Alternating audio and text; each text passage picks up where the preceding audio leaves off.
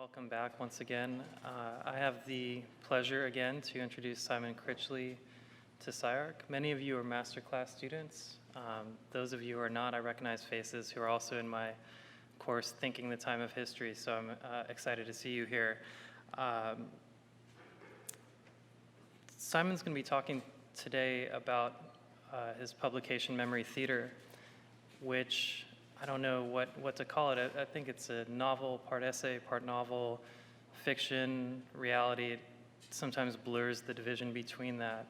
The voice that he uses in order to enact a character who's a philosophy instructor like Simon is. I hope we get a chance to talk about that today after his presentation of the material. Just on the way over here, Simon and I were talking, and he said this has been one of the more difficult publications of his to talk about. And I think memory, in a way, is sometimes difficult to talk about because we think we know what it is. It's become hardened in our mind, like our experience of the past. But that experience can never be captured in its entirety, right? Like we can never just download it in our head that way. Consciousness doesn't work that way. Memory doesn't work that way. I remember reading this book, thinking to myself that all memories are equally real, all memories are equal, sort of in their weight, in their value, because they're all false, right? And it's just degrees of truth or certainty that kind of color memory over time. So I hope Simon can share some of his thoughts about the relationship between ourselves and the past, to our relationship to time, and our relationship to memory today. So join me once again in welcoming Simon Critchley to SCI-Arc.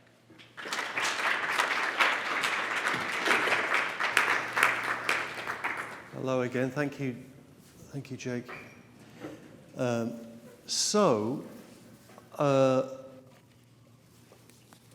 going to talk about memory theatre. And the reason I want to talk about it is because it's a story.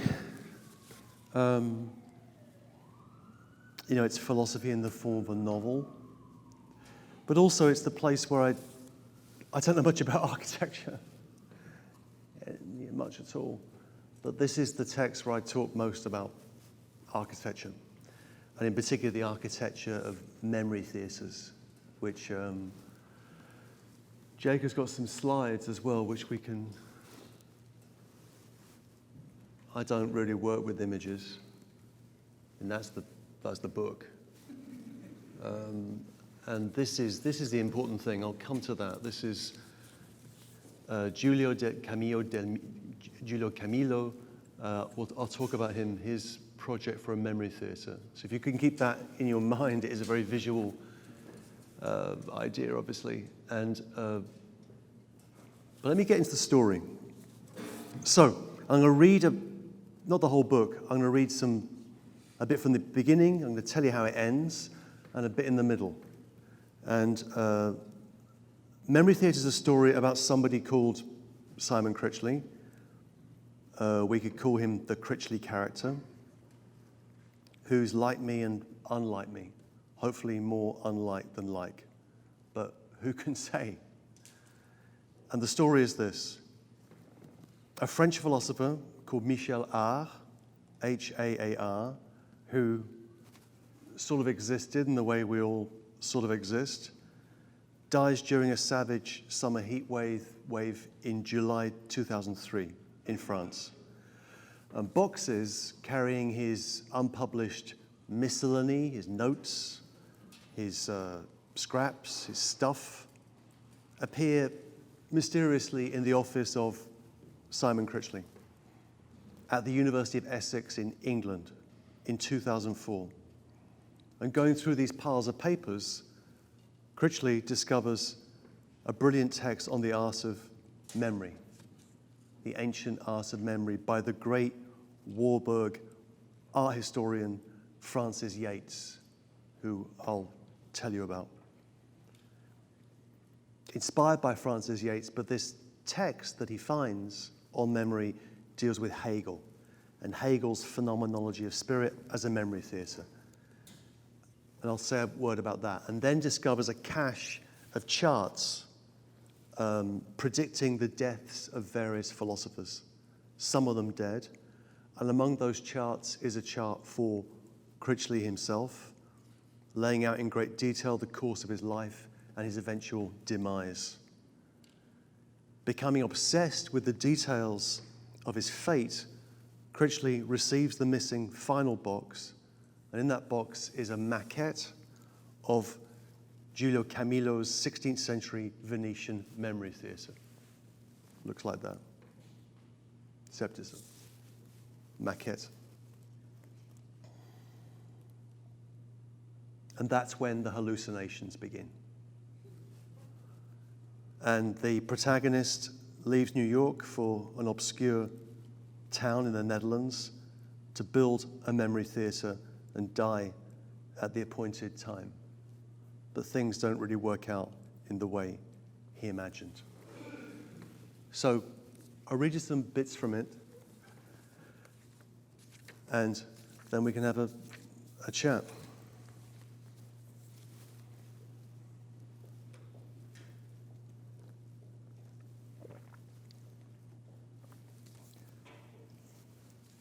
I was dying. That much was certain. The rest is fiction. The fear of death slept for most of the day and then crept up late at night and grabbed me by the throat, making sleep impossible no matter how much alcohol I had drunk that evening.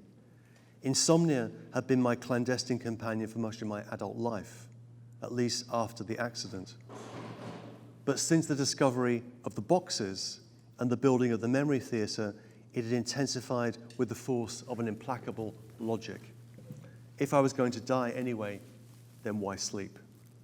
Then the bladder game would begin.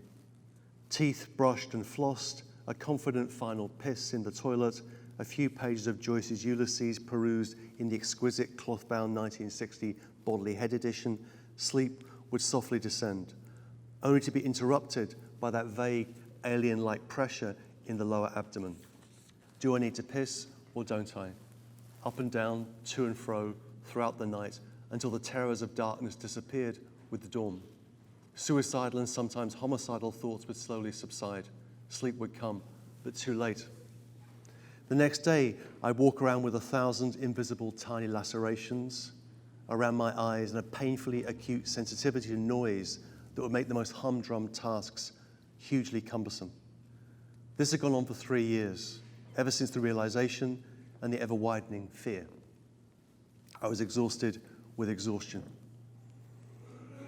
I'd moved from England to New York in January 2004 to see if my necronautical activities met with a kinder reception in the new world than the indifference I'd experienced in the old.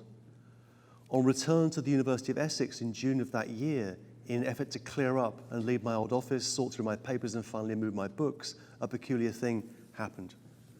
Semi-hidden in my office, I came across an unfamiliar series of boxes, 5 of them in a stack, sort of mid-sized brown book boxes. After I spoke to Barbara, the administrator in the philosophy department, it became clear that they were the unpublished papers, notes, and remains of a close friend and former philosophy teacher of mine, Michel Arc.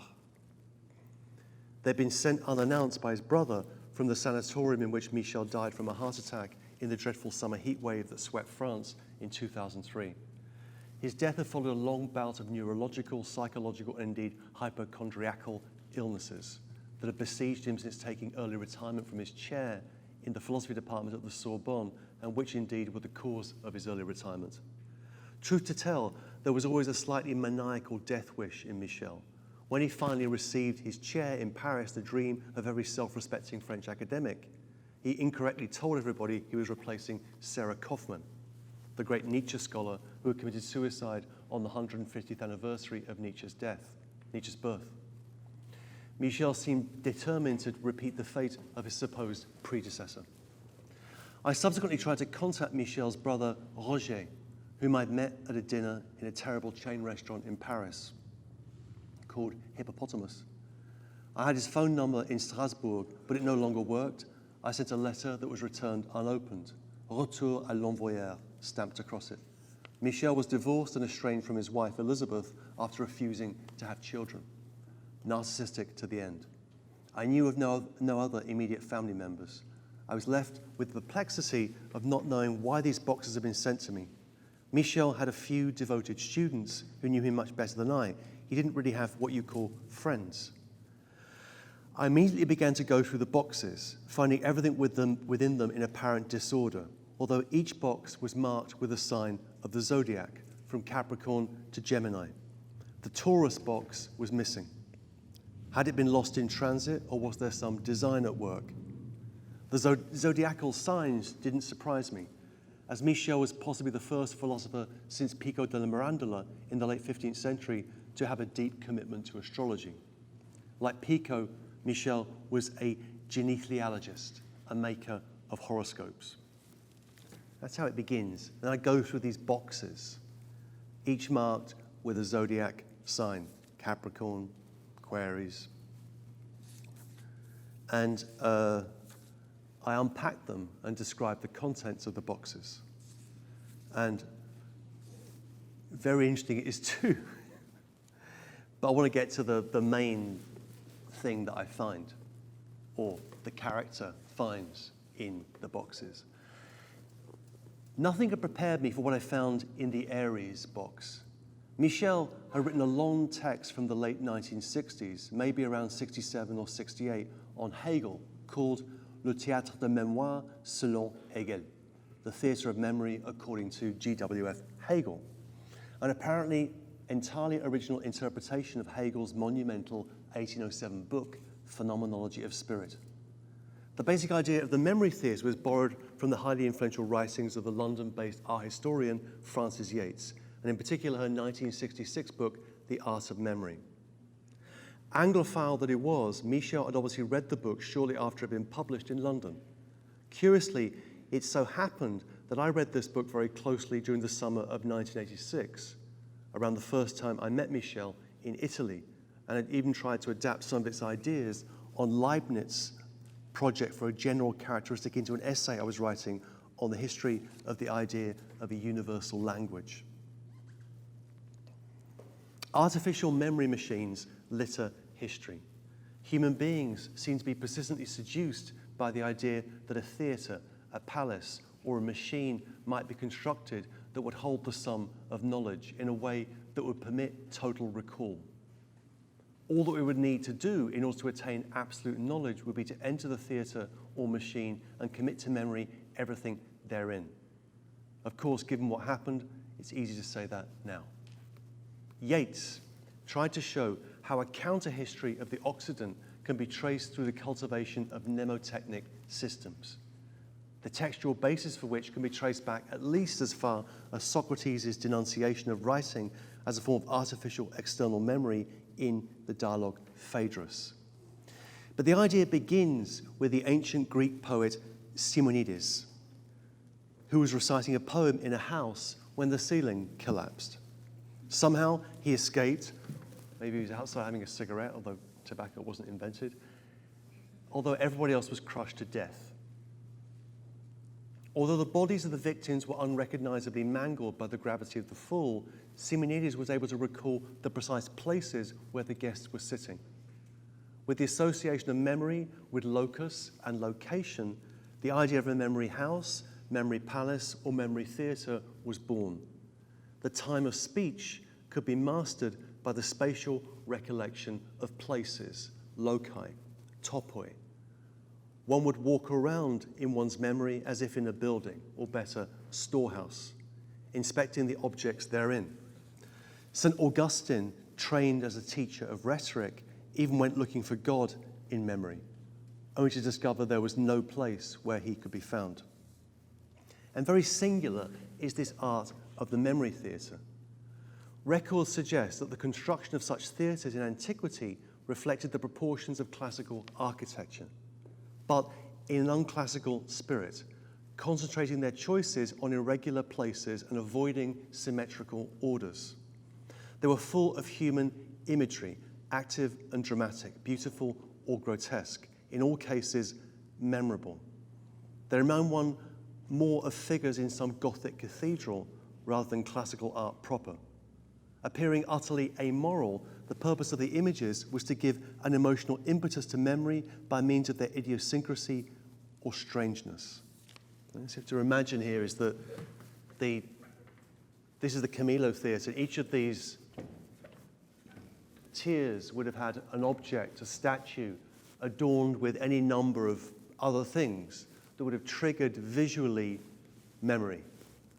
And they would have been ranked and ordered in a systematic way, and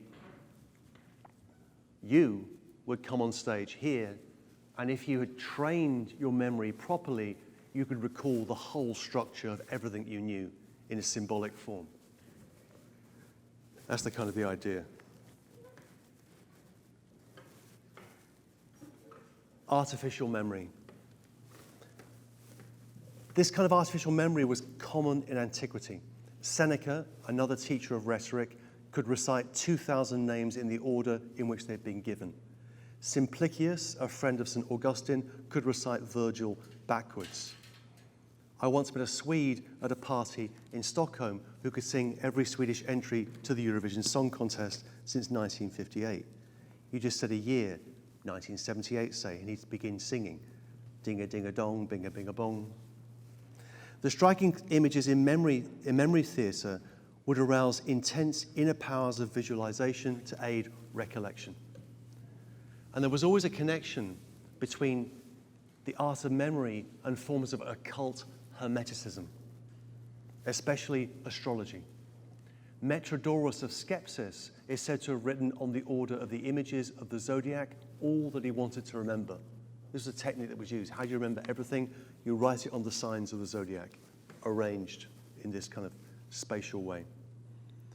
But Yates shows how this ancient memory tradition is powerfully reanimated in the classicism and occultism of the Italian Renaissance. Marsilio Ficino, the translator of Plato into Latin, also translated the Hermetic corpus and the dialogues with Hermes Trismegistus, from where we get the idea of the Hermetic. When the art of memory met the new teachings of the Renaissance with their belief in the divinity of man, then recollection became the royal road, the via regia, for recalling the entirety of knowledge from its first principles. With the mastery of the right techniques of memory, total recall would be possible and the human would become divine. The memory theatre was the microcosm of the divine macrocosm of the universe. The Renaissance memory theatre announces a novel juncture in the history of memory. The architecture is no longer the Gothic cathedral by which the human creature might recall the totality of God's creation, from the fall to incarnation to resurrection through to the last judgment. On the contrary, the mind and memory of man are divine, having the power of grasping the highest reality through a magically activated imagination. The art of memory becomes a hermetic, occult, and implicitly heretical art. For the Catholic Church, incarnation is not a two-way street, right? God becomes human, but you don't get to become God. What this memory theatre does is to reverse that into a two-way street. The most audacious and indeed memorable version of a Renaissance memory theatre is that of Giulio Camillo, who was born around 1480. Facts are scarce, but Camillo reportedly built a small wooden version of his memory theatre in Venice, which various luminaries visited. In a letter to Erasmus, Viglius Zuichimus writes, they say that Giulio Camillo has constructed a certain amphitheatre, a work of wonderful skill, in which whoever is admitted as spectator will be able to discourse on any subject no less fluently than Cicero. And the eminently rational Erasmus was not amused. In 1530, Camillo went to Paris at the request of King Francis I of France. He'd been given a large pension, grant, in order to build a full-scale version of the memory theatre. Apparently, it was never finished, although there were reports of various maquettes, models being produced. In 1554, after Camillo's death, a manuscript was published in Venice with with the title, The Idea of Theatre, according to Signor Giulio Camillo. The text gives a prose description of the proposed theatre, divided into 7 chapters, which describe the nature of the 7 grades or steps of the theatre. Yates produced a detailed 2-dimensional schema of the theatre where the 7 steps are intersected by 7 gangways representing the 7 planets. The normal theatre function is reversed. The solitary spectator of the spectacle stands on stage, gazing at the images in the auditorium. And as in ancient theatres, the most distinguished guests sat at the front. The most important items of recollection will be in the lowest place of the theatre, what Camillo calls il primo grado del teatro. So we go, what else do we have here? That's the whole thing, map. But this is, yes, it would have been, the most important stuff would have been here, less important, less important, less important. You'd be there, and if you trained your mind correctly, be able to recall the whole of what you wanted to know, all that there was to know, and to do that orally, with images, not through writing.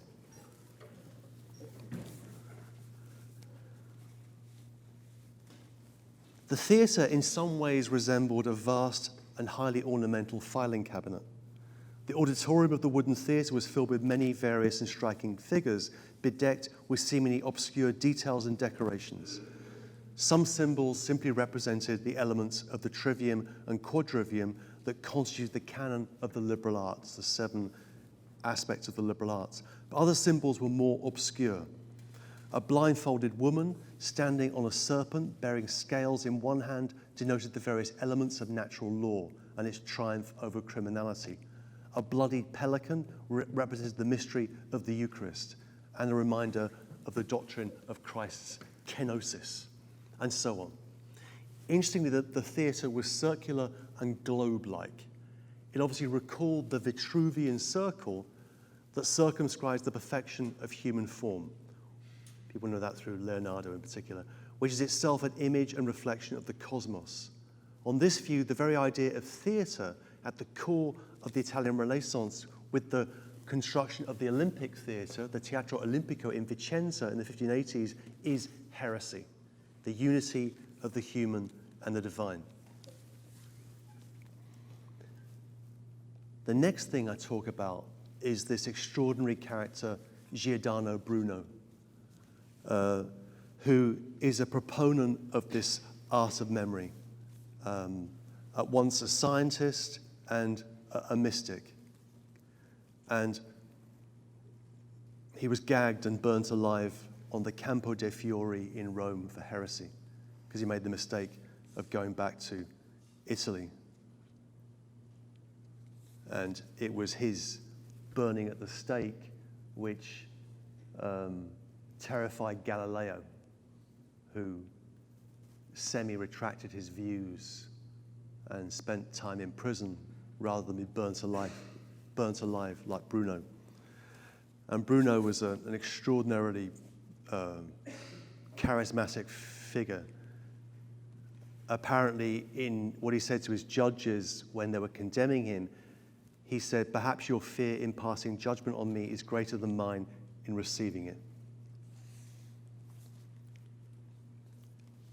What I talk about next, and this is also drawing on Yates, is the fact that Bruno was this itinerant figure. He wandered, because he was exiled because of his heretical views, in different parts of Northern Europe, and spent 3 years at the French embassy in London between 1583 and 1586, the period of what's known as the English Renaissance, the later English Renaissance. And he got to know a number of key intellectual figures. John Dee, who was a Hermetic philosopher and the astrologer of Elizabeth I, and people like Philip Sidney and Fulk Greville. And then there are the possibilities of the connection to Shakespeare. Shakespeare was in these circles, and why that's interesting, because if you know,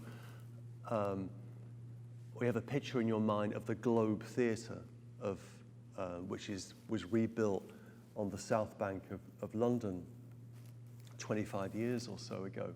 Why does it look the way it does? Why is it a globe? And if you go onto the stage of the Globe Theatre, above your head are the signs of the zodiac and a kind of image of the cosmos. So then we have this idea of the Globe Theatre as not just, let's call it, what should we call this theatre? Let's call it the Globe. That would be a nice name for a theatre. But the theatre is a microcosm of the globe, a microcosm of the cosmos itself. So theatre itself, the architecture of theatre, becomes a heretical act, right? Which is one reason why the theatres were outside the city in London. Theatres were on the South Bank, in the playgrounds. They weren't allowed in the city proper.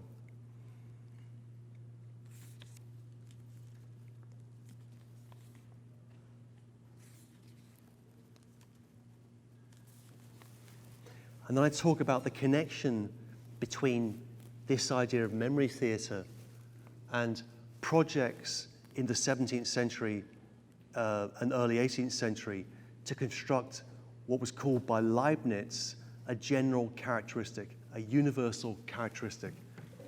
And what we're dealing with here, which is really interesting, is a kind of proto-computer. So what Leibniz did was to replace these symbols, these statue symbols, with algebraic symbols.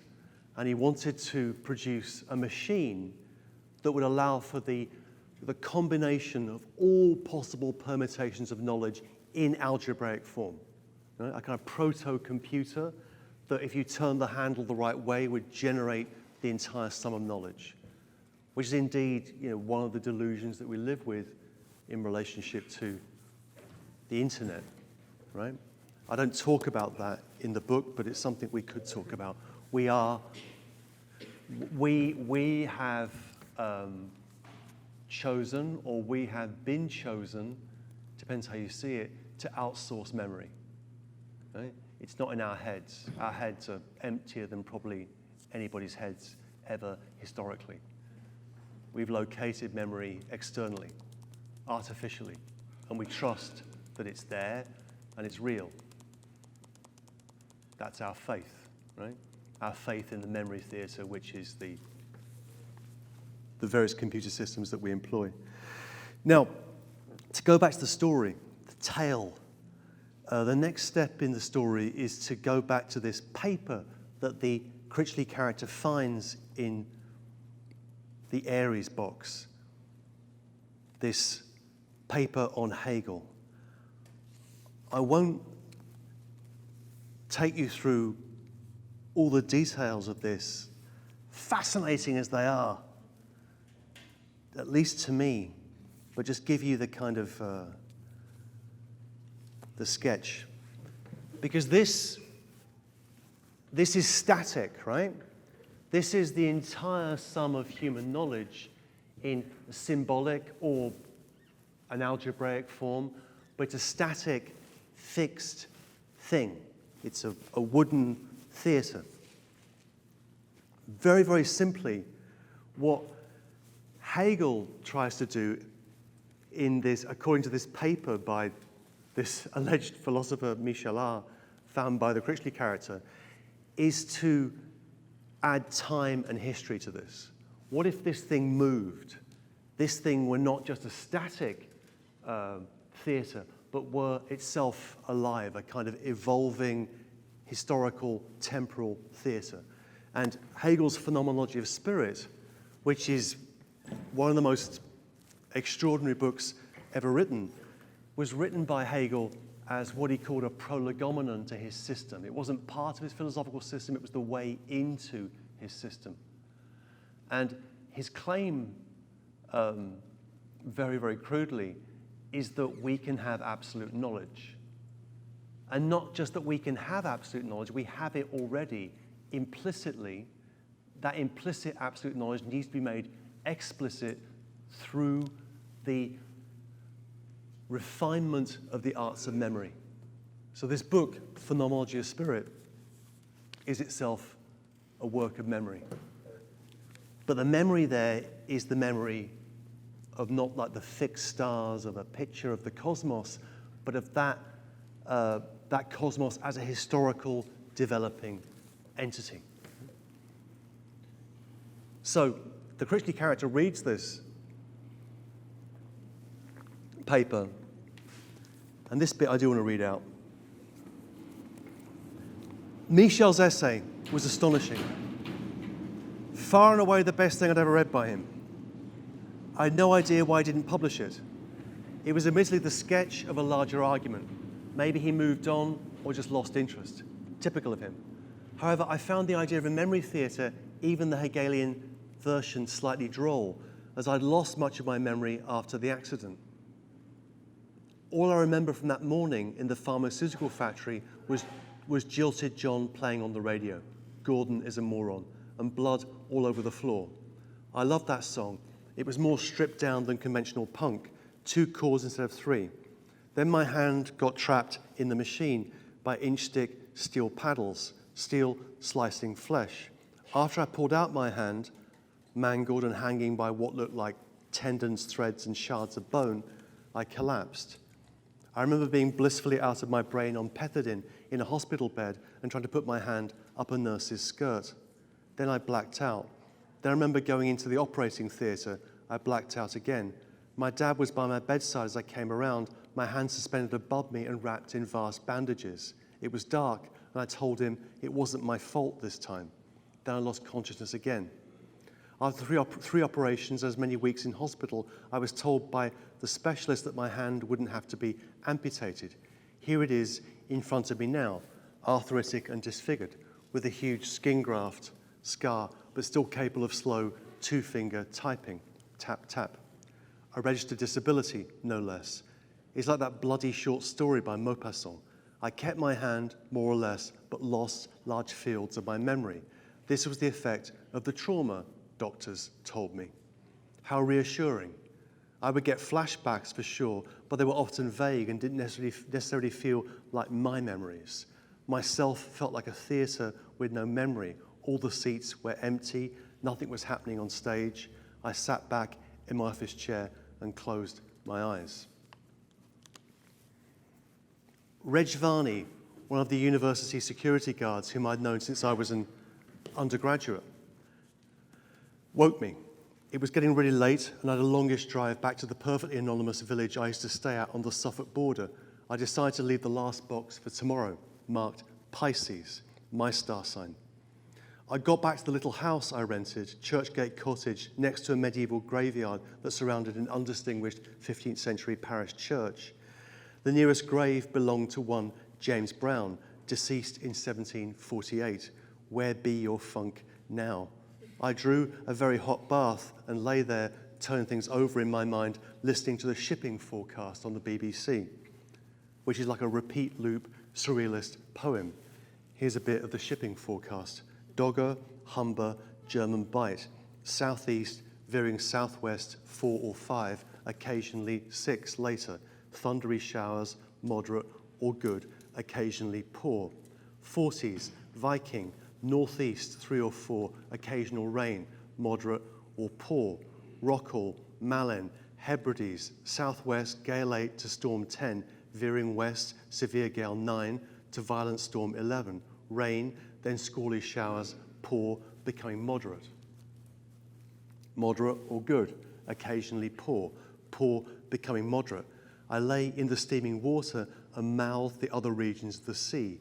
South Iceland, Biscay, Fitzroy, Trafalgar. Bliss.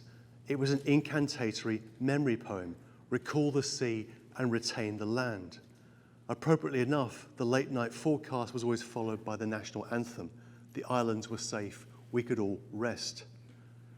I went to bed with the sound of automated bells in the church tower outside and the discreet aid of Ambien. I fell into a profound sleep. I immediately began to dream floridly. I was floating, small, angelic, or bug-like. So in the dream, I'm a little bug. Inside a vast Gothic cathedral. It looked like the capacious nave of Lincoln Cathedral, but it was truly some kind of composite image of Canterbury, Norwich, Beverley Minster, Peterborough, Ely, and York. I floated up to the ceiling and hovered beneath the roof bosses. I gazed from one end of the cathedral to the other.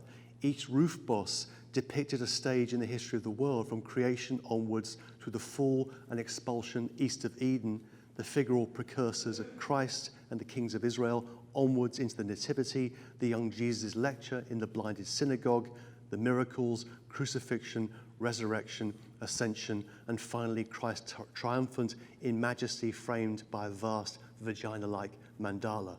His beginning is his end. I gazed at the huge rose-shaped eastern window, soaking in the hues of ruby-red glass and lapis lazuli. Then I descended abruptly into the choir, circling around the lectern in the form of an eagle, St. John, and beneath the stalls.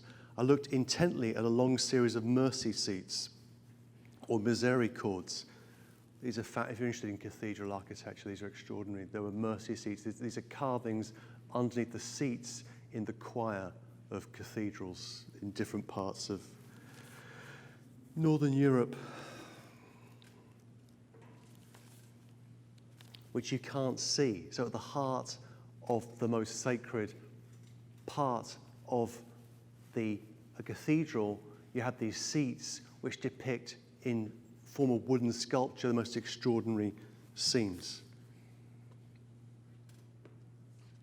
There is an elephant with horse's feet, a gaping mouth full with his tongue stuck out, a bear being hanged by geese, a series of Jack of the Greens or green men peering out all phallic and menacing, a fox lecturing an audience of ducks, a blacksmith trying to put horseshoes on a dog, endless images of wrestlers, a devil conducting dentistry on a poor open-mouthed soul, and finally the image of a mild-faced mother and child dancing together. Out I floated into the chapter house with stone carvings of three-headed kings, veiled women, fighting lions and tumblers. Directly over the dean's throne, there were many, many monkeys, and the carving of a vast serpent eating a cat. The angle of a vault entered the cranium of the green man and went out through his mouth. There were mouths everywhere, fiercely oral architecture, Eucharistic gluttony. Eat the bready body of God and wash it down with his sweet blood, like Leopold Bloom with a gorgonzola sandwich and a glass of Burgundy. Transubstantiation. I thought of seed cake. Back I flew into the body of the cathedral and floated there, gazing at its cruciform shape, the simple vaulted ceiling and the light pouring in through the clerestory, down through the triforium into the bays beneath. I felt majestic. Then I was suddenly sucked out of the cathedral roof through an octagonal wooden lantern. My head burst through the glass, and I was being pulled up into the air faster and faster. I could see the cathedral's twin towers receding below me and the vivid flatness, green flatness of the English landscape. The sky was getting deeper and deeper blue, and I couldn't breathe. The skin on my face was beginning to smolder with the intense heat. I could smell myself burning. It was still dark when I woke up, breathless and rigid with anxiety, mouth aching from clenched teeth. I lay there waiting for the light to come, listening to the BBC World Service, a show about Malian griots. I couldn't think of anything apart from death and the vague prospect of breakfast cereal. I drove back to the university the next morning and thought about my dream of the Gothic cathedral as a vast memory theatre. The medieval love of the figural, the dramatic and the grotesque, was not then evidence of some tortured sexual repression or the liberation from such repression, as we moderns arrogantly assume, but is simply a powerful and vivid aid to recollection. Reformation and the rise of before the Reformation and the rise of literacy, image rather than print was a privileged means of religious instruction. The seemingly wild imaginings of the Gothic cathedral are simply concrete ways of shaping the entirety of time, from creation to redemption, as an aid to recollection and reflection. In a cathedral, time became space, fixed in location, embodied in stone. It was a vast time capsule, decline from Gutenberg onwards. Fuck the Reformation. It's the 500th anniversary, so fuck it again. But wasn't this true of everything, even the shipping forecast? Might not the space of a town or a city be seen as a memory theatre? One walks or moves in a city, most Bloom-like, and somehow the entirety of the past is silently whispering through locations, ghostly and sepulchral, like a huge question mark. And implicitly that story becomes one about the future as well. The city is a spatial network of memory traces, but also a vast predictive machine. I looked out of the car window at the slow windings of the A1124 as it wended through the subtle hills of the Colne Valley and thought of the old Roman road between Colchester and Cambridge, traders carrying oysters wrapped in damp sacks from Mersey Island. Might not a landscape be seen as a memory theatre? Might not the whole globe be viewed as a set of memory traces for life, organic and inorganic, past and future? When we look at the night sky, all we see is the past. The further we look, the further back we see. To see the future, we must turn inward. Maybe the Hegelian memory theatre is not just a map of the past, but a plan of the future, a predictive memory theatre. Everyone could have their own memory theatre. Everyone was their own memory theatre. If I had no memory, had I ceased to really exist at the moment of my accident? Was this a kind of death in life where I was experiencing a kind of reverse dementia? As I reached the office, the thought hit me. Did Michel have plans for building a memory theatre? Or did he perhaps even build one? I opened the Pisces box. Then other things happen. I'll just summarize other things that happen, and then I'll read you the end. I'm sure you want to know how it finishes. And there's even a nasty remark about Los Angeles in here, but I won't read that. It's on page 56. When I lived in Los Angeles, I lived in Brentwood, which deserves nasty remarks.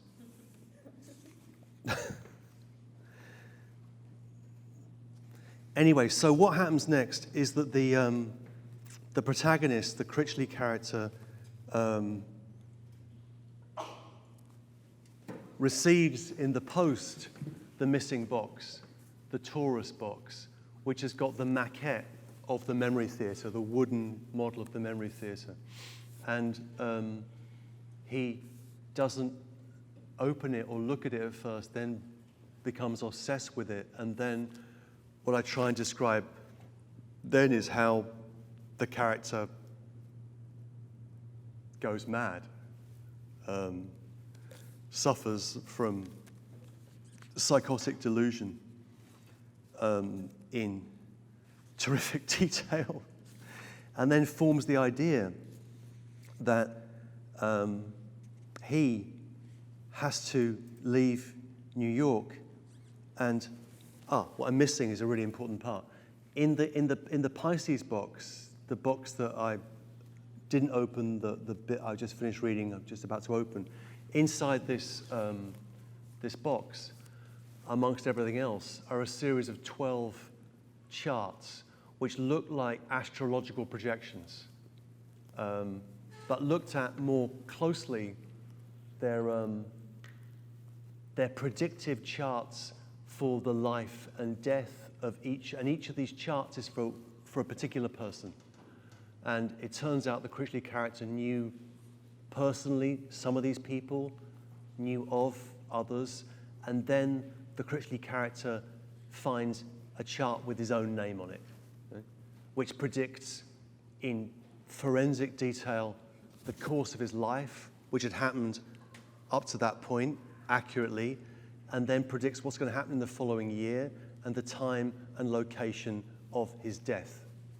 And then, in the increasing bewildered madness of the character, he decides to fulfill the prediction and the prophecy and to go to this obscure location in the Netherlands, find somewhere to live, and build his own memory theatre. And that's what the character tries to do with great difficulty. And then The character then begins to construct his own memory system based on everything that he knew and everything that he thought was important, and to arrange that symbolically in this little wooden theatre in a back garden in the Netherlands. And the fantasy here is to know when you're going to die. You're going to die at 3:51 p.m. on the 13th of June in a certain year, and to, at that point when you're going to die, to have recalled to yourself the entirety of what you know, and that at that point of total knowledge, of absolute total recall, you are extinguished. Right? That becomes the kind of the crazy psychotic fantasy of the character in the book. So, moving on to that, pretty weird stuff, I know. This is how it ends.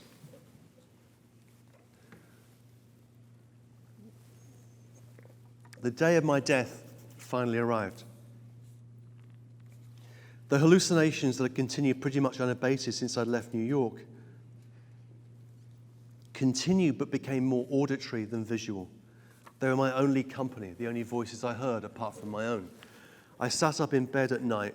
They would speak to me, reassure me, embolden me in a low-pitched female voice, like a public address system at a German airport. I couldn't sleep at all the night of the 12th of June. I took the bike out in the moonlight and looked at the dunes, the only feature in an otherwise completely flat landscape. Imminence, this commercial war and water machine of a country, the Netherlands. In the morning, I bathed very carefully, cleaning my feet and ears. I shaved off my beard and carefully flossed my teeth. Then I clipped my nails and tidied up the cuticles. Cuticles, I loved that word. Hunger had long left me. I felt as if my body was light and bird-like, as if it were full of air, like a medieval female Flemish mystic, Hadewig of Antwerp, or Christina the Astonishing, or that other one who dived into an oven and spent 3 days underwater in an icy river. What was she called? She lived near here. I dressed in my one remaining suit, mortuary clothes. I seemed to need the weight of the clothes in order to prevent myself from levitating. I felt amazing, like the moment in the dream inside the cathedral all those years back. Garment of grace.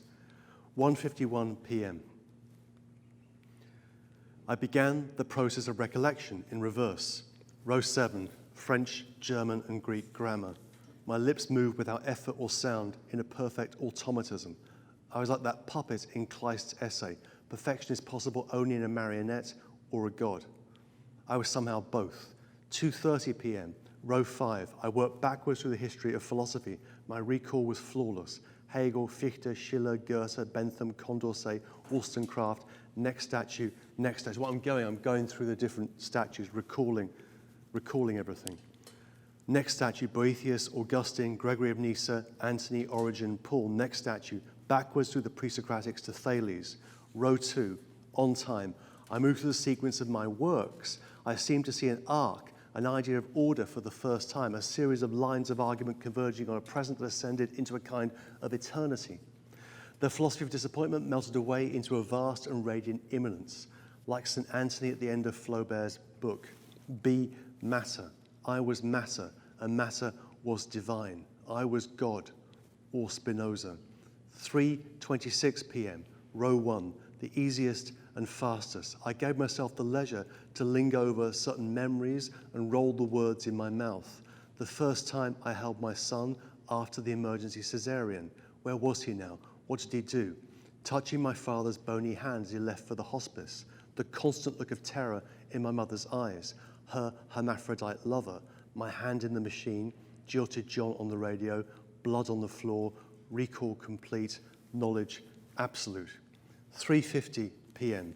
The fire inside me now. My lips stopped moving. I waited, full of Vicodin. I waited for the pain to sear through my head. I was ready.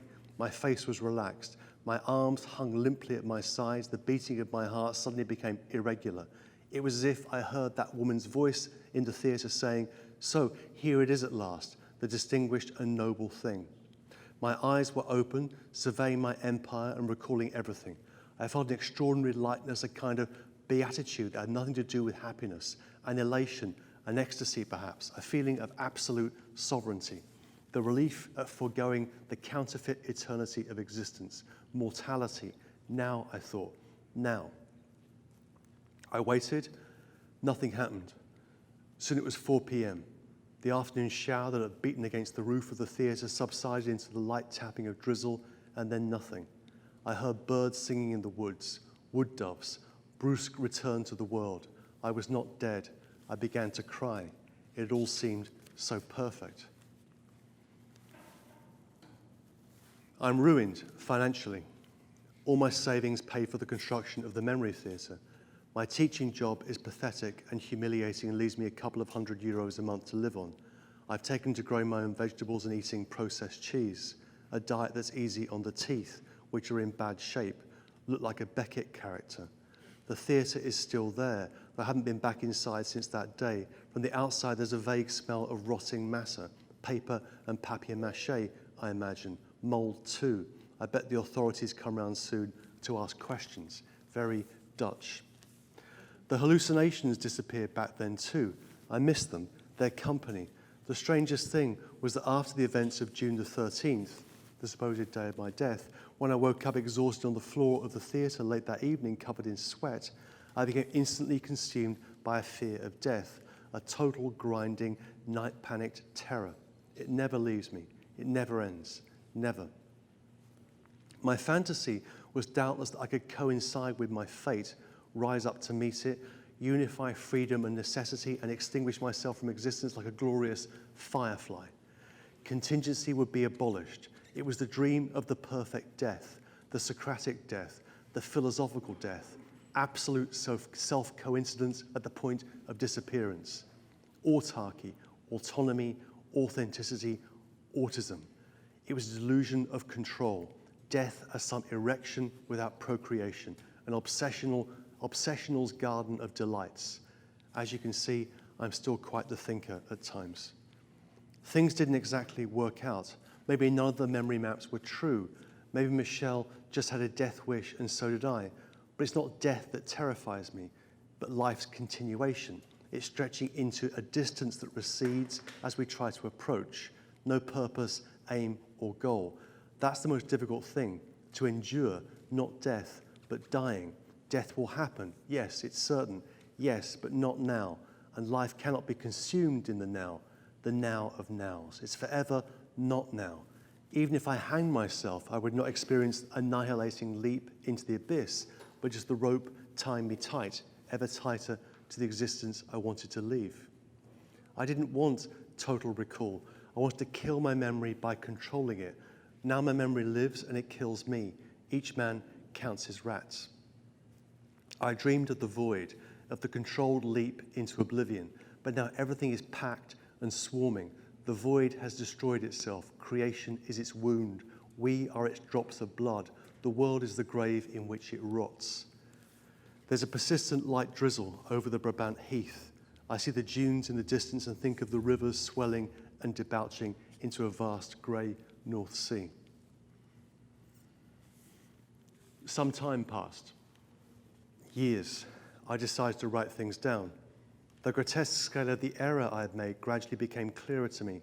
What I built in my Dutch backyard was a flat literalization of the idea of the memory theatre. It was a sort of static, inert, dead rendering of an entity that had to be multidimensional, mobile, and somehow alive. Not literal, but metaphorical. Like those guys I saw at Venizelos Airport in Athens with metaphora written across their backs. That's true if you go to Athens Airport. The ground transportation people have metaphor written across their backs. Metaphora. It's amazing. The whole thing is metaphor. Memory has to be transportation, motion. I had misunderstood history as some kind of cocktail of personal whining and the history of philosophy. This was dull and sad. Any life is dull when looked at in a certain light. That's why true memory theatre has to be something else. I went back to Yeats's Art of Memory and reread it intensely, marking passages boldly in different coloured inks. yellow and green highlighters, red and black uniball vision pens. I also found a photocopy of Michel's essay on Hegel in the bag of stuff I brought from New York. The brilliance of Hegel's insight was not to reduce memory to a kind of dull recitation of the past, but to create something permanently moving, a wheel that turns, returns, and turns again. Hegel's memory theatre was a kind of perpetuum mobile, a permanently moving loop. Knowledge of the absolute achieved through recollection was a vast living organism, a totality endlessly creating novelty out of itself. Everything that I'd done, and Michel too with his damned memory maps, was too two-dimensional, too flat, like this fucking landscape. Memory is repetition, sure, but it's repetition with a difference. It's not recitation. It's repetition that creates a felt variation in the way things appear. Repetition is what makes possible novelty. Memory needs to be imagination, transfiguration. Now I saw it, the whole thing, an endlessly recreating, reenacting memory mechanism, a rotating eternity, self-generating and self-altering. We do not make ourselves. We cannot remake ourselves through memory. Such was the fallacy driving my memory theatre. We're not self-constituting beings. We're constituted through the vast movement of history, of which we are the largely quiescent effects, sundry epiphenomena, symptoms of a millennia-long malaise whose cause escapes us. Memory theatre cannot be reduced to my memory, but has to reach down into the deep immemorial strata that contain the latent collective energy of the past, the dead who still fill the air with their cries.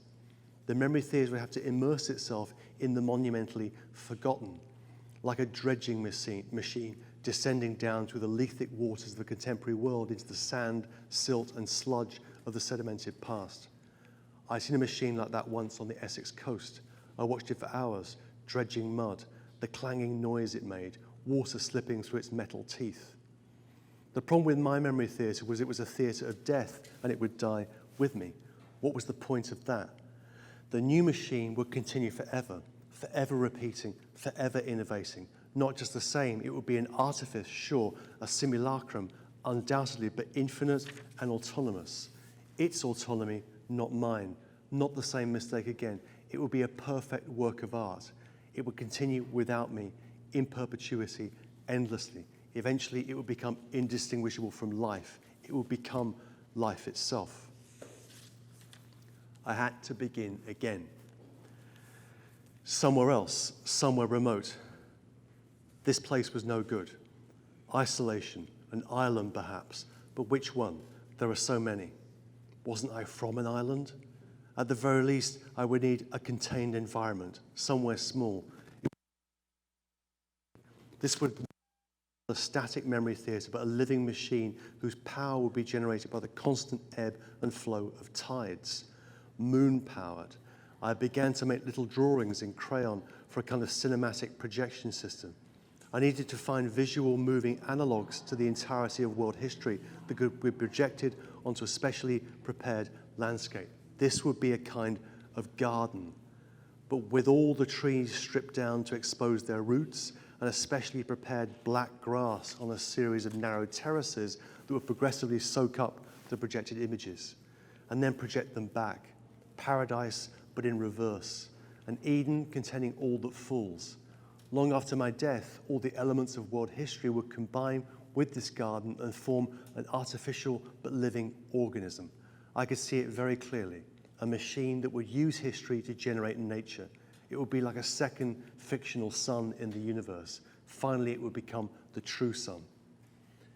It was dawn, light rain, dull.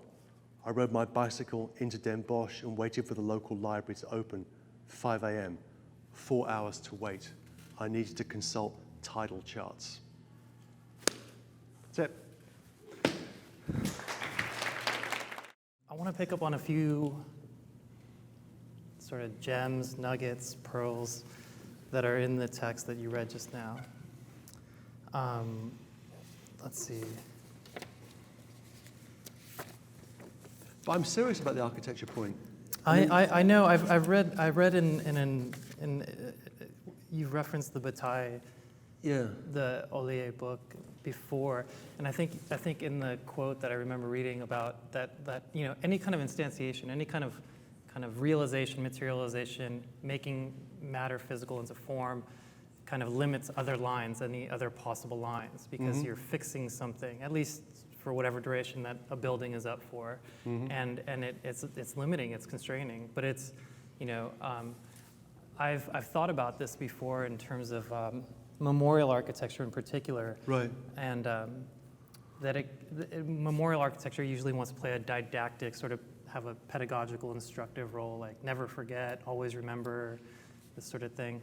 And what I realized then when I was doing this work was that one cannot predetermine experience, but it can enable it, or it could be predicated.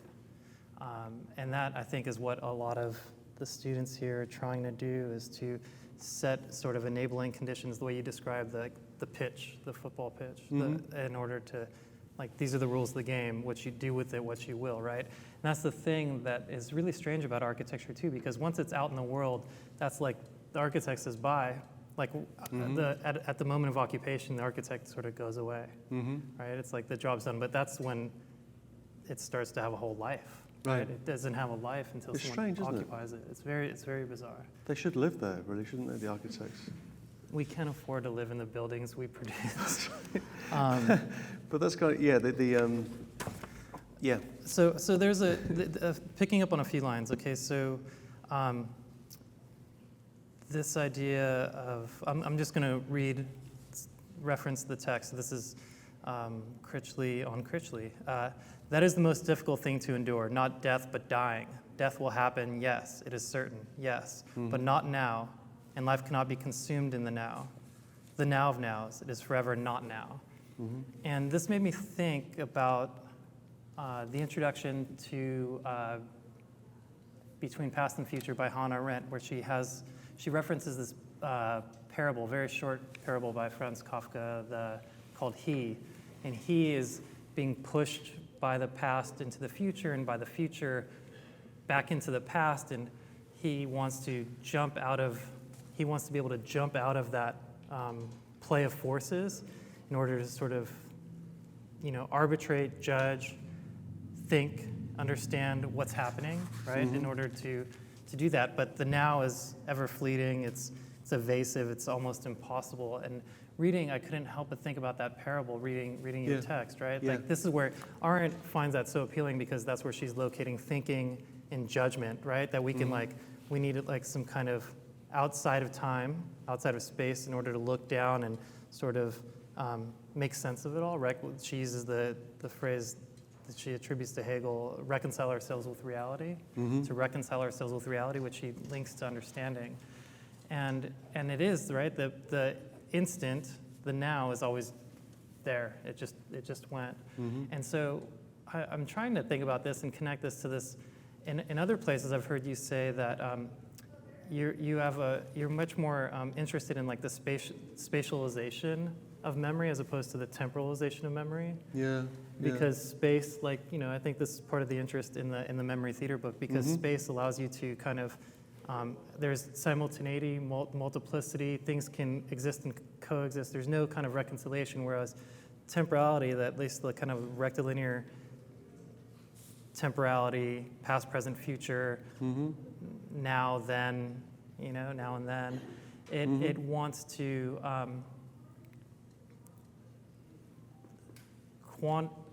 quantify time in a way that time doesn't work. Like you spoke a little bit about this last night, and I think the difference between like the German words for experience between Erlebnis and Erfahrung, right? The one has a durational quality that deals with the accumulation of life, and the other one is like, what time is it, in terms of experience. So I don't know, this is just like one of the chunks that I know this class that we've been thinking about in this class on time. But and we've talked a little bit about how the instant is always kind of escaping us. It's kind of under our feet. I mean, I'm very interested in I don't know if you deal with any of this here, or you've dealt with this in your previous lives, but psychogeography, right? psychogeographical tradition practice, the idea that you can, it can be a subversive practice to reanimate the city by walking through it in different ways, finding different lines of connection, right? Different spaces, and thereby reclaiming them, right? So this idea of that, we think of a radical political act as the storming of a palace, and people being, war and whatever. Whereas a radical political act can just be going for a walk in a peculiar way, and thereby, as it were, psychically producing another geography of that city, of that space. And I guess what interests me about cities is the way in which, time and space are unified and are buried in strata, and that past is there. We're part of that past in a way that's unknown to us. So we're kind of, to live in a city, particularly an ancient city, is to be lived through by that unconscious time space of city space, which in a sense we know, we engage in, and there's that which interests me a lot. Kafka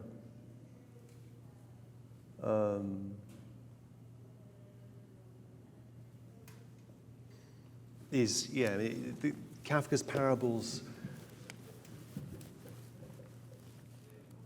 are about all sorts of things, but there's a couple of parables. One where he has this character called Odradek, and this Odradek character is this weird being that's neither an animal or a non-animal or a thing or a non-thing, that lives under the stairs. And the person who writes the parable talks about this being that they see appear, this weird, and Kafka tries to describe it. It's very hard to describe. It's not clear what is being described. But this being just won't die and is there under the stairs. And it's only about a page and a half long, as I recall. And then I think the parable ends with the protagonist, the person that writes the parable, becoming upset, bursting into tears at the thought that this being, Odradek, will survive him, right? Will be there forever, but he will get switched off at a certain point. So what's going on in this other wonderful parable of the hunter Gracchus? And the hunter Gracchus is this hunter who, from the Black Forest in southwest Germany, who falls off a cliff after trying to shoot goats, because he's a hunter shooting goats. And after he dies, is taken on the ship of death to the underworld, which is what's going to happen to you in the future, so get ready for it. But unfortunately, the captain of the ship is new and gets lost. And so Gracchus just endlessly circulates the oceans and turns up in ports to tell his story. And this will never end. And that's another parable, that there's this being, all this being Gracchus wants to do. He's dead, and he wants to really be dead. And yet he's somehow connected to a life that he doesn't want to lead. And all he can do is to tell that story. It's like the ancient mariner in Coleridge. It's that. So what does that suggest? I don't know. It's that the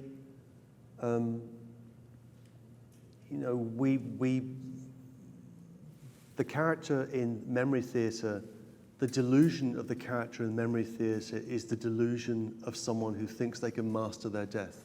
They can control their existence, and they can control the moment when they pass out of existence. It would be death. And what that person discovers is that their dying continues after their death. Mm-hmm. And that dying is harder. And this goes back to what I'm feeding off is a number of different sources here, but one source is a short story by Maurice Blanchot called The Moment of My Death, where Blanchot, who did not ever talk about his life very much, but had an interesting life, at least early on, tells a story of, during the Second World War, of some soldiers. Doesn't tell you what the details of this are. It's probably resistance to German occupation in France, and some soldiers find the resistance people, they're lined up to be shot. And Blanchot talks about his experience of being in the firing squad, being faced with the firing squad. And at that point, he didn't fear death, he felt an extraordinary lightness. He felt, yes, good, this is beautiful. And then for reasons that are not explained, he doesn't understand, he's not shot. He's told to just disappear. And he disappears and lives for another 60 years. But thinks back to that moment when he was going to die, the moment of his death, with a kind of longing. It's a strange thing to think, I know. We have very kind of naive views about death because it's a bit hard to swallow. Yeah. We're going to stick, I guess, with some more Germans and some more death. I have a question related to this. And the memorial. I mean, going back to what we were saying, but with the against architecture thought is the so in the case of Bataille, it's very clear. You have what is against is architecture as hierarchy, architecture as domination, architecture as mastery. Sovereignty. Architecture as sovereign. Totality, sovereignty, yeah. All that stuff. Now, obviously, people inside architecture are completely aware of that set of thoughts, which has then led to, as it were, a counter-tradition of architecture, right? I mean, people like, I guess people like Bernard Tschumi and others like that are trying to, and this would focus very particularly on questions of memorial architecture and what kind of architecture memorial architecture is if it's not going to be the edifice, right? Because one way of doing memorial architecture is the way the Romans did it. You just, you win a big fucking battle and you build a huge arch, saying we won. Romans are here, That's one way of memorializing. If we want to memorialize in a more complex way, and this obviously turns around, obviously the history of Holocaust memorialization and then 9/11 memorialization and things like that, then what kind of response to those things is appropriate and what kind of architecture is appropriate to that response, I guess has become a question of the last 50 years, right? And so many questions. The tradition before the Romans, the Periclean funeral oration, right? It's a memorial in speech, memorial in words. Yeah. And what I've written about in the past, sort of looking at that and looking at Benjamin's essay on the Storyteller, is in the past I've tried to articulate an idea of memorial architecture as Storyteller because of its sort of plasticity in the way in which, in the transmission of a story, the story changes. Right, this gets to your idea, I think, of fidelity. One has to be faithful to it, but the danger of that is that historical revisionism, and that something might get lost in transmission or in translation. And so, what we need is like the stable archive, the promise of a memory theater, something like absolute knowledge, which is infallible, total, and absolute.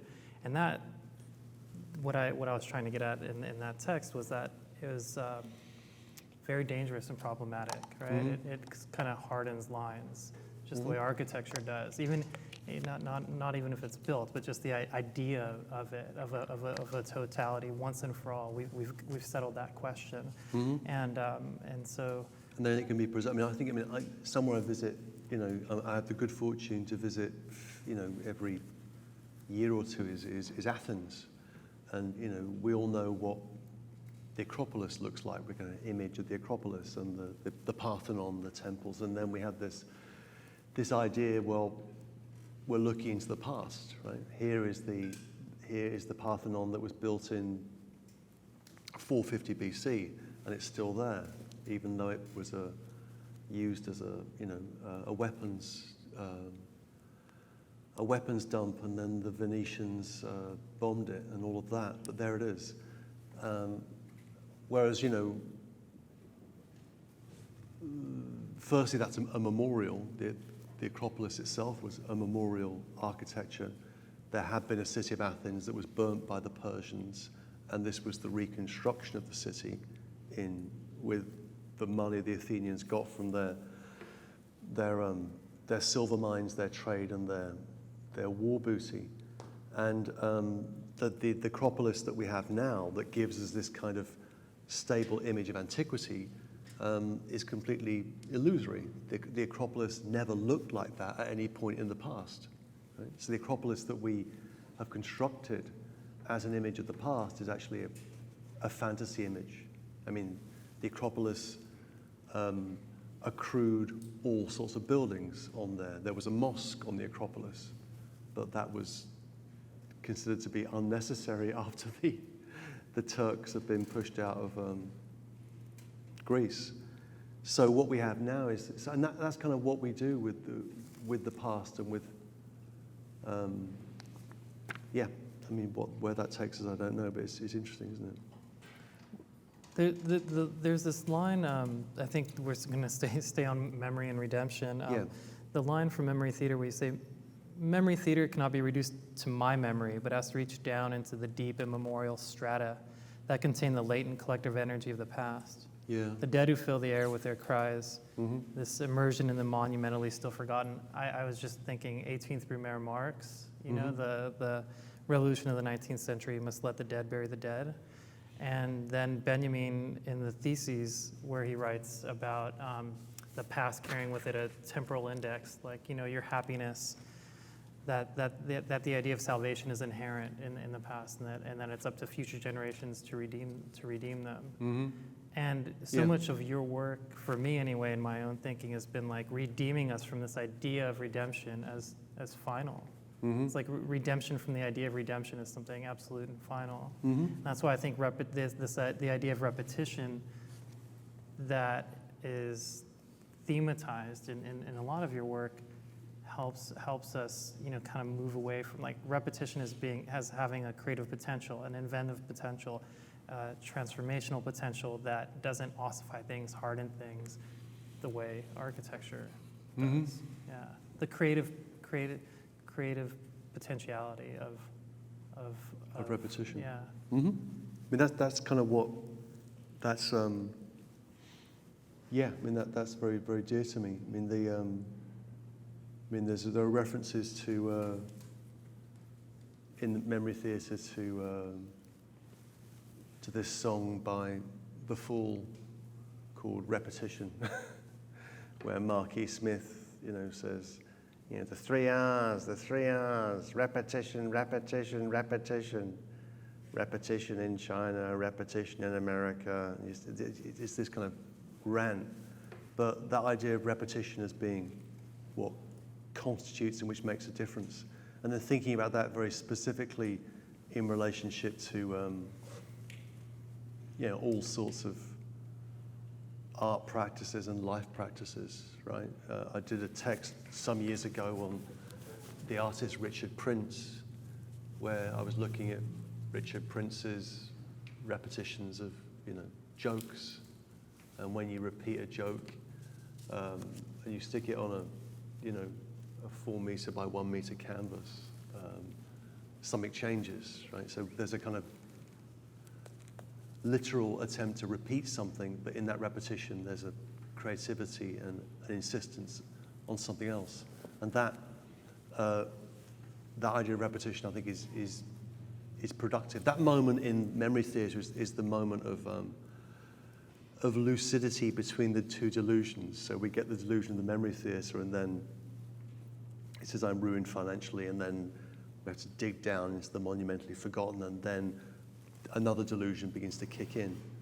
And it's the idea that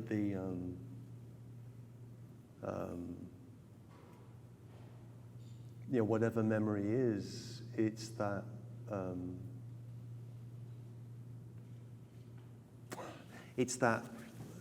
attempt to redeem and reclaim the past with the clear knowledge that that's not going to happen. It's going to be, but we can't. I mean, Adorno's Minima Moralia ends with this